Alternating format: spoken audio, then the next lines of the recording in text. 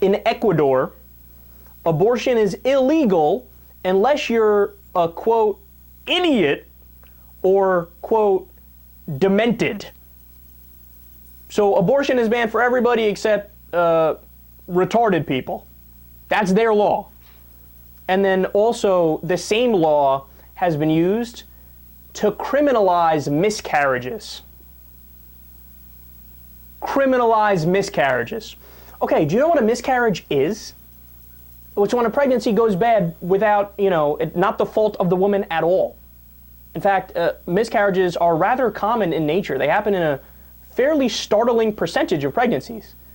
Criminalize miscarriages. Could you imagine that, man? Imagine in the United States, one of your loved ones has a miscarriage, and then the cops come in and they're like, all right, sweetheart, we're going to have to lock you up. Come along with me. So a woman goes through one of the most traumatizing parts of her life, and then you want to lock her up? Oh man, that's so sick, it's so grotesque, and it shows a fundamental misunderstanding and a fundamental callousness about the issues that females face and the issues facing just people in general that live in the real world. Next one. In Yemen, a woman is only considered half a witness when giving legal testimony.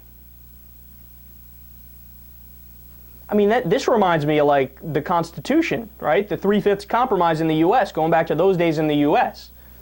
This is today, and it's half of a woman counts. So when they, talk at court, all right, that only counts as a half a witness. So you got another one that could talk? Because these women, obviously, they're super less credible than men are. And of course, the irony is the men that set up that system have delegitimized themselves. So if anything, it's the men in Yemen, in Yemen, that should be counted as half because they're clearly absolute blithering idiots. God, that's so stupid. It's so stupid, and it's so brazenly sexist. Also, in Yemen, women are not allowed outside the home without their husband's permission. Look, you know what a lot of this stems from? Massive insecurity on part of the men. See, they think I'm such a fucking loser, and I'm so uninteresting and so boring, and it's so hard to love me that you can't let my wife out of the house on her own because she meets any guy, she'll like that guy more than me. I mean, look at me, I'm a pathetic asshole. Well, guess what? The sentiment behind that is correct. You guys are pathetic assholes. But no, you cannot and should not control your women to the point where you say, you're not allowed out of the house without my permission. I mean, oh my God. It's like we're living in the 1430s here. Also in Saudi Arabia and Morocco, victims of rape can be charged for being raped. Are you throwing things yet? It gets me so mad because it makes you feel like we're nowhere near the kind of society that needs to exist for human beings to survive. For us not to get wiped out or wipe ourselves out or destroy the planet or whatever the case is. The level of idiocy that goes into something like that makes you think that, no, it's not only that human beings are, an evolved form of chimps. Maybe chimps are superior. When you hear something like that, that's what I think. A woman gets raped and then you charge her. Because God forbid a man can never do any wrong under any circumstances because he's a man, duh. Stupid liberals, you don't get that. And then I saved the worst for last. In Somalia, they have forced female genital mutilation.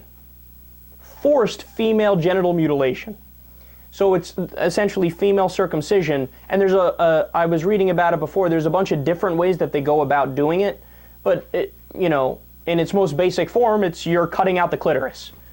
Because God forbid a woman actually feel a little bit of pleasure and enjoy herself. That can't be allowed in a male-dominated society. It's so amazing that when you read this stuff, it's amazing that there's anybody that exists that can actually be a true misogynist or chauvinist. Where they say, no, I think men are superior to women.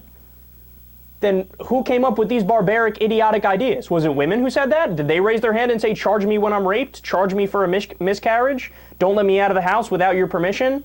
Mutilate my fucking genitals? Was it women who proposed this? No, it was the men who proposed this. Please, man, this is so sad. It makes me ashamed of my own gender. I get it. And by the way, I know that's ridiculous. You can't blame all of us for the actions of a few. I get it.